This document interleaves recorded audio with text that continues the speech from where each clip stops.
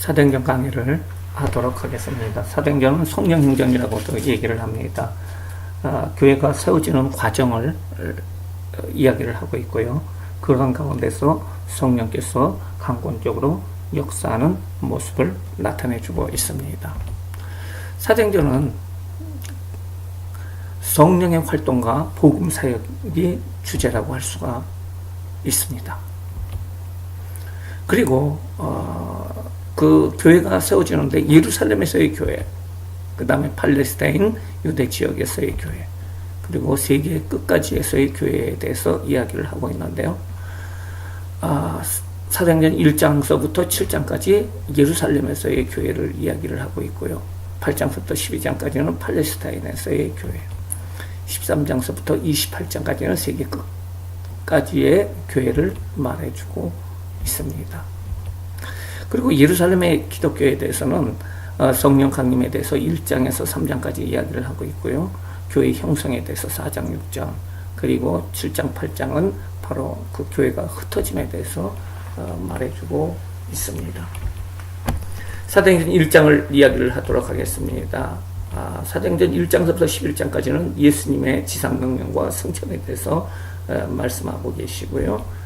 그 다음에 12절서부터 26절까지는 초대교회 설립자와 새로운 사도를 뽑는다. 보궐선거죠. 그것에 대해서 얘기를 하고 있습니다. 세부적으로 1절서부터 2절까지는 누가복음의 기록을 소개를 하고 있고요. 그 다음에 예수님의 지상명령을 3절에서 8절까지 이야기를 하고 있습니다. 9절서부터 11절까지는 감람산에서 예수님이 승천하셨다는 것, 그리고 12절에서 14절까지는 초대교회 설립자들, 15절에서 22절까지 베드로의 권고, 그 다음에 22절에서 26절까지는 사도를 보궐선거에 대해서 이야기를 하고 있습니다. 본문을 보도록 하겠습니다. 1장 1절에 2절에 보면은요, 데오빌로요, 내가 먼저 쓴 글에서는 무릇 예수께서 행하시며 가르치시기를 시작하심으로부터 그가 택하신 사도들에게 성령으로 명하시고 승천하시는 날까지의 일을 기록하였도다. 대상이 누굽니까? 데오빌로라는 사람입니다. 그러면서 저자인 누가는 먼저 쓴 글, 그 누가복음에서는 예수님의 행하시고 가르치심을 시작함으로부터 from to 언제까지요? 그가 사도들에게 성령으로 명하시고 승천하시는 날까지 일을 기록하였다라고 얘기를 하고 있어요. 받는 사람이 데오빌로입니다. 먼저 쓴 것은 누가복음이라고 할 수가 있습니다. 예수에 관해서 행하시고 가르치심을 시작함으로부터 성령으로 명하시고 승천하시는 날까지, 택하신 사도들에게 승천하시는 날까지 3년의 공생에 대해서 그 누가복음에 기록을 해왔다는 것입니다. 데오빌로는 바로 로마의 관원이었어요. 높은 지위에 있는 사람이었는데요. 이 사람이 예수를 믿게 되었고요. 그리고 예수님에 대해서 더 자세히 알기를 원했어요.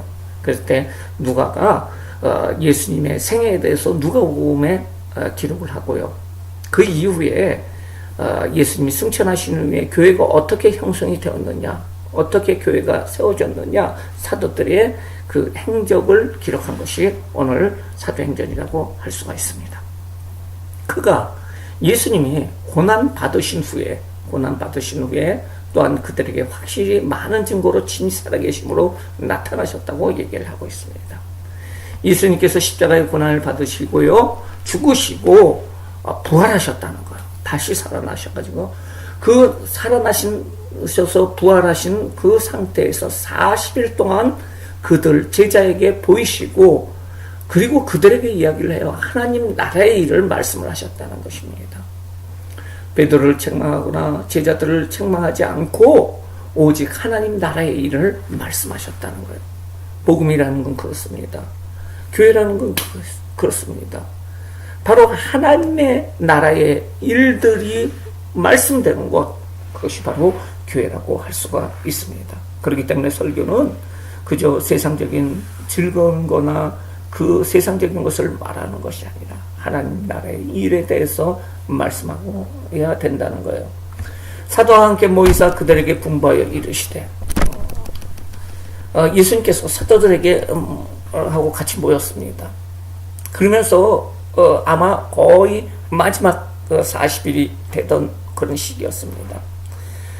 그리고 명령하십니다. 예루살렘을 떠나지 말고 내게서 들은 바 아버지께서 약속하신 것을 기다리라. 예루살렘을 떠나지 말라 그랬어요. 왜냐하면은 예수님의 주된 무대는 바로 갈릴리였어요. 갈릴리에서 사역을 하셨고요. 이제 그 제자들을 데리고 예루살렘으로 올라오셨죠. 그리고 예루살렘에 올라오셨고 십자가에 죽으시고 예수님을 쫓아온 그 갈릴리 모든 제자들은 이제 예수님이 승천하시고 나면은 당연히 자기 집으로 돌아갈 일밖에 없어요. 근데 예루살렘을 떠나지 말라는 것입니다. 그리고 내게서 들은 바, 이미 예수님께서 많은 말씀을 통해서 아버지의 약속하신 것, 다시 말해서 성령을 기다리라고 말씀하고 계십니다. 보혜사를 주시겠다는 거예요. 그러면서 부연 설명을 합니다. 요한은 물로 세례를 베풀었으나 너희는 몇 날이 못되어 성령으로 세례를 받으리라. 성령 세례를 받으라 라고 이야기를 하고 있습니다. 지상명령입니다. 해받으신 후에 40일 동안 어떻게 했어요? 확실한 증거로 사심을 보여주셨어요. 그리고 하나님 나라의 일을 말씀하셨는데요. 40일 동안 떠나지 마. 기다려라. 예루살렘에서 기다려라. 그리고 성령 세례를 받아라. 몇 날이 못되어서 요한은 물로 세례를 베풀었으나 약속하신 그 성령 세례를 받을 것이다 라고 얘기를 하고 있어요. 그들이 다 모였을 적에 예수님께 여쭈어 이르되 마지막 승천하기 바로 전입니다. 그들이 모였습니다. 어디에서 모였습니까? 뒤에 나오지만은 감난산에서 모였어요. 그리고 얼마나 모였습니까? 한 500여 명 정도가 모였어요. 예수님께 묻습니다. 주께서 이스라엘 나라를 회복하심이 이때이니까. 예수님을 쫓았던 그 제자들은, 그 사람들은, 갈릴리 사람들은 예수님이 그 이스라엘의 왕이 될 것을 기대를 했어요. 그런데 허무하게 예수님께서 십자가에 죽으셨어요. 그런데 3일 만에 다시 살아나셨어요. 그럼 무엇입니까? 불사신이라는 거죠. 그래서 그들은 마음속에 어떤 마음이 있었느냐? 그 로마의 그 압제에서 정치적으로 해방할 수 있는 메시아가 바로 예수님이기 때문에 이제 예수님이 명령을 하면은 우리는 쫓아가겠습니다. 예수님은 불사신이니까 그러면은 예수님이 왕이 되시면은 우리는 장관 한 자리라도 해먹고 이 나라가 다시 회복되는 역사가 일어날 것이다. 이렇게 생각을 했어요. 그래서 주께서 이스라엘 나라를 회복하시면 이따이나이까 이렇게 질문합니다. 그때 예수님께서는 말씀하십니다. 완전히 생각이 틀리죠. 예수님은 온 인류를 구원하시기 위해서 구속하시기 위해서 메시아로 오신 건데 예수님께서는 그 제자들이 정치적인 왕으로 되기를 그리고 왕으로 옹립하기를 원하는 자들에게 때와 시기는 아버지께서 자기 권한에 두셨으니 너희는 알 바가 아니다. 너희들 상관하지 말라는 거죠. 오직 너희들 성령을 받으라는 거예요. 성령이 임하시면은 성령을 너희가 받으면은 너희가 권능을 받고 그리고 예루살렘과 유다와 사마리아 땅끝에 이르러 내 증인이 될 것이다. 내가 십자가에 죽었고 부활하심을 통해서 온 인류를 구속하였다는 그 사실을 증인이 되라 라고 말하고 있습니다. 저희가 모였을 적에 고린도전서 15장 6절 말씀에 보면은 바울은 그 예수님의 부활을 목격한 사람들에 대해서 이야기를 할 적에 500여 명에게 한 번에 보이셨다라고 말씀하고 계세요. 이때는 바로 감람산 승천 전입니다.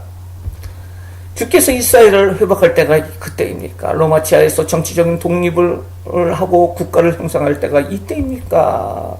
너희는 알 바 아니다. 왜냐하면 아버지 권한에 있다 라고 얘기를 합니다. 오직 성령이 임하시면 내 증인이 되라. 성령을 받으라는 거예요. 성령이 임하시면 권능을 받고 내 증인이 되리라.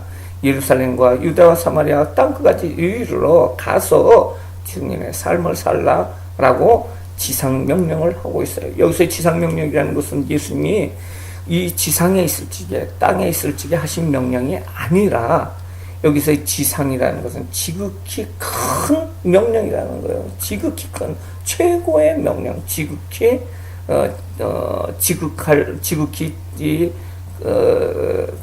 큰 하나님의 명령, 그것이 지상명령이죠.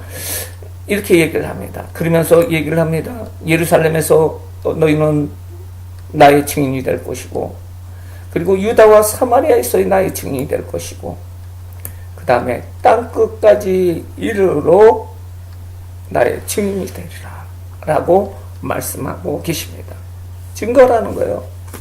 그 팔레스타인 지역의 예루살렘에 십자가에 못 박혀 죽은 한 청년, 그 예수님이 바로 메시아다라는 사실을 온 땅에 이야기를 하라는 거예요.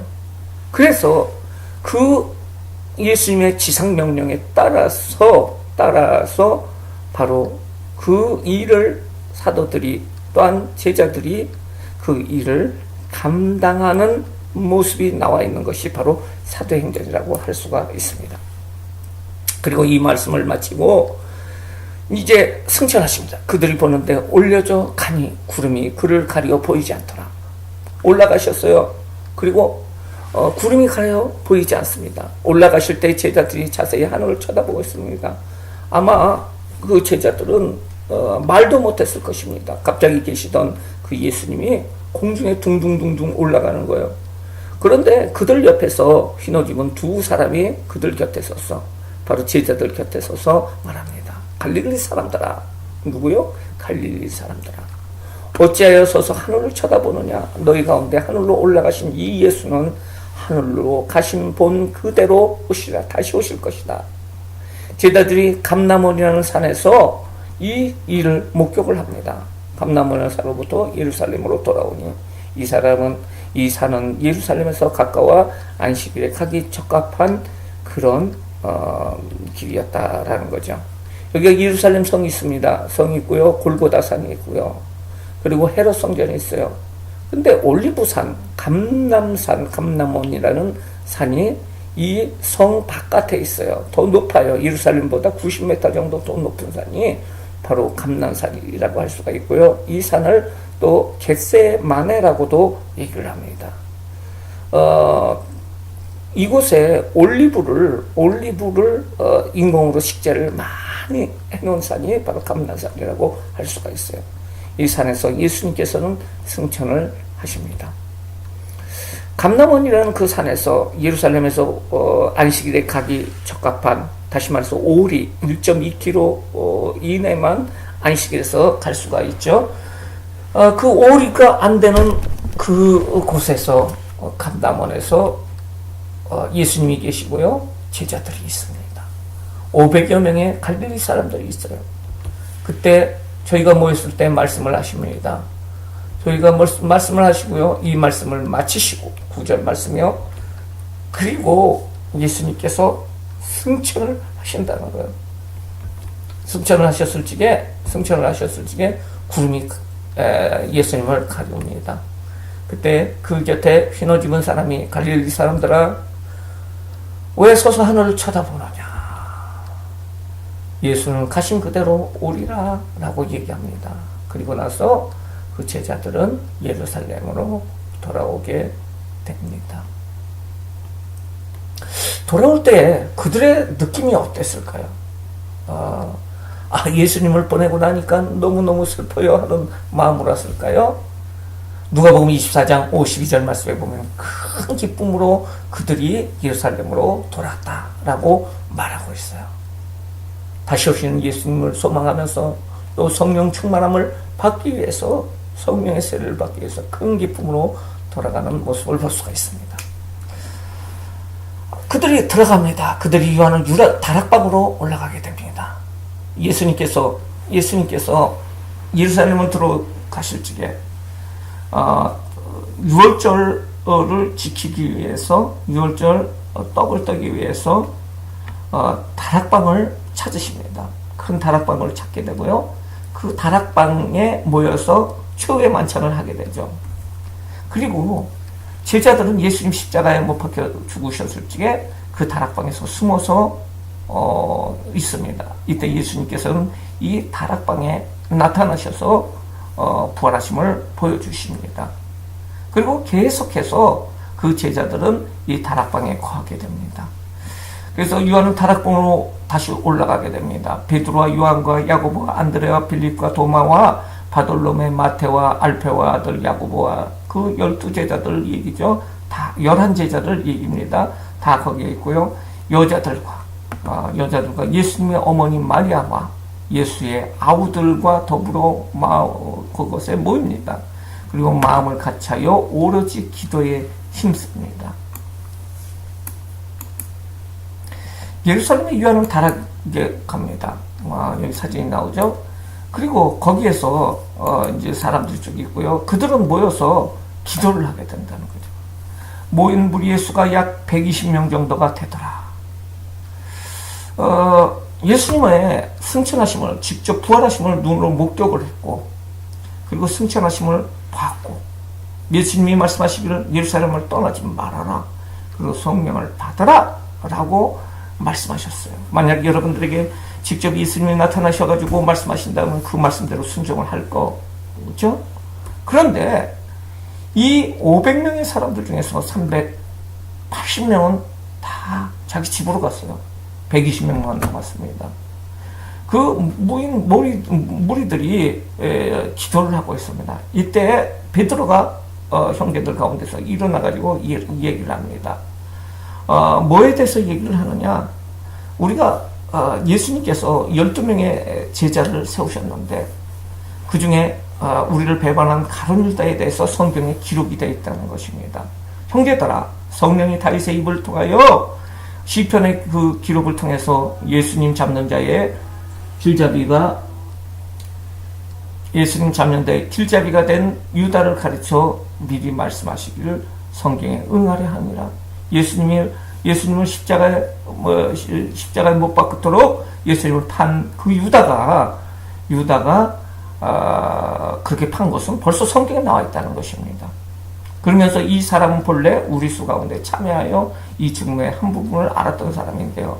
이 사람이 불의의 싹으로 밭을 사고 난 후에 몸이 곤두박질하여 배가 터져 창자가 다 흘러 나온지라. 그래서 그 밭의 이름을 아겔타마라고 피밭이라고 이렇게 하면서 그가 자살을 했다는 것이에요. 그런데 시편에 기록했을 때 그의 거처를 황폐케 하시고 거기서 거하는 자가 없게 하소서. 또 이렇게 얘기했던 것이 그 가룟 유다가 죽게 될 것을, 자살하게 될 것을 얘기하고, 또 일렀을 때 그의 직분을 타인이 취하게 하소서라는 성경 구절이 있다는 거예요.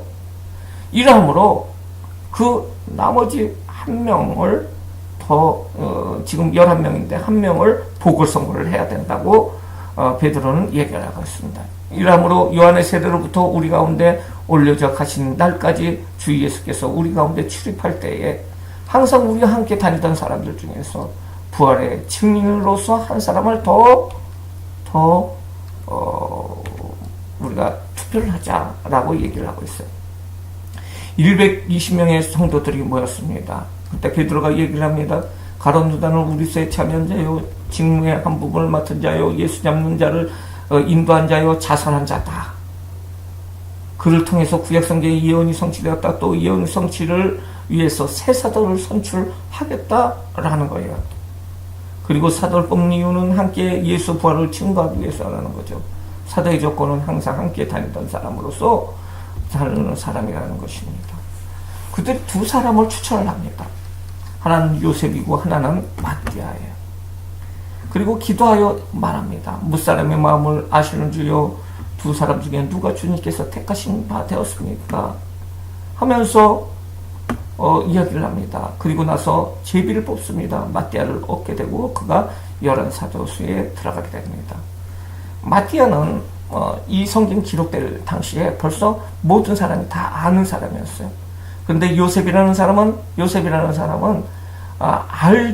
좀 알지 못하는 그 상황이었어요. 그래서 자세히 얘기합니다. 바사바라고도 하고 별명은 유스도라는 그 요셉에 대해서 부연 설명을 하고 있습니다. 추천을 합니다. 요셉과 마띠아를 추천을 하고요. 그 다음에 뭘 합니까? 기도를 한다는 거죠. 기도를 해요. 무사람의 마음을 아시는 하나님. 두 사람 모두 마음을 아십니다. 평가하여 주시옵소서. 보여주세요. 유다는 직분을 감당하지 못했습니다. 라고 얘기를 합니다. 그리고 나서 어떻게 해요? 제비를 뽑아서 마띠아를 12번째 그 사도로서 서게 됩니다. 1장의 교훈이 무엇입니까? 바로 하나님은 사람을 통해서 일하신다는 거예요. 하나님, 예수님이 직접 복음을 전하실 수도 있었고 하나님의 천사를 보내가지고 복음을 전할 수도 있습니다. 하지만은 하나님께서는 사람을 통해서 오직 너희들 성령 받아라, 그리고 능력 받아라, 그리고 증인이 되라 라고 말씀하십니다. 교회 참석한다고 해서 주의를 다하는 것이 아니라는 거예요. 또 직분을 맡았다고 주의를 다하는 것이 아닙니다. 내가 직분을 감당치 못하면 타인에게 주어지게 된다는 것입니다. 두 번째로 사람들에게 필요한 것은 말씀의 전적인 순종이라고 할 수가 있어요. 기도는 주의 일을 행하는 기본 바탕이라고 할 수가 있습니다. 모든 일을 행하는 데서 기도가 중심이 돼야 된다는 것입니다. 이상으로 사도행전 1장의 강해를 마칩니다. 감사합니다.